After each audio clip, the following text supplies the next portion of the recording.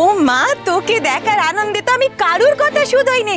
বাড়ির লোকজন সব কোথায়? তারা এসে বুঝি কই গো? ও মা দেখো দেখিনি আমার কাণ্ড। হ্যাঁ, ওকে দেখার আনন্দে তো আমি কারুর কোনো কথাই শুধোচ্ছি নে।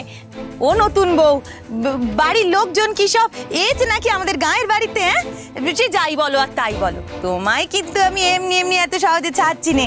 সেই নাতির বেলা তোমার ইকবালদা তোমাকে ও বাড়িতে দিয়ে আসবে। হ্যাঁ, তোমরা ভালো আছো? আমরা আমাদের ভালো থাকার এমন ব্যবস্থা করে দিয়েছিস নতুন বউ, আমরা কি আর খারাপ থাকতে পারি রে? আমরা ভালো আছি, খুব ভালো আছি। না মানে পেতম গায়ের লোকজন দু চার কথা বলতো, টিটকিরিও দিত, কিন্তু এখন আর কেউ আমাদের পেছনে লাগেনি। সকলে তো যেচেই আসে আমাদের সঙ্গে কথা বলতে। আর কথা বলতে আসবে নাই বা কেন বল? তোর ইকবালদা গাঁয়ের কাজকর্ম, স্কুলের কাজকর্ম সব একেবারে 10 হাতে সামলাচ্ছে, তা কে কি বলবে বল?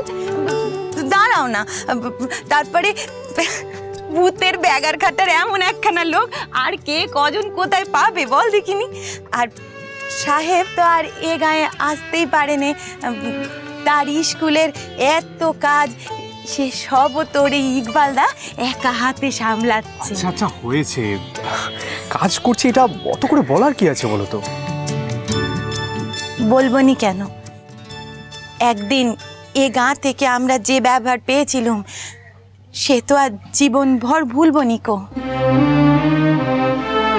আচ্ছা তাই বলে ফুলঝুরি এতদিন বাদে তোমার বাড়িতে এলো, হ্যাঁ? তুমি এখন আমার গল্প শোনাবে, কোথাও ওর গল্প শুনবে?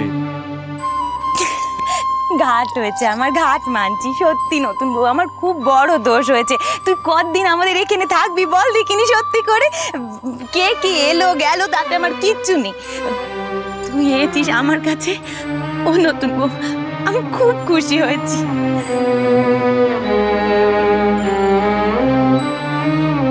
যদি আর কখনো না ফিরি, যদি চিরদিন তোমাদের বাড়িতে থাকতে চাই, থাকতে দেবে দিদি ভাই?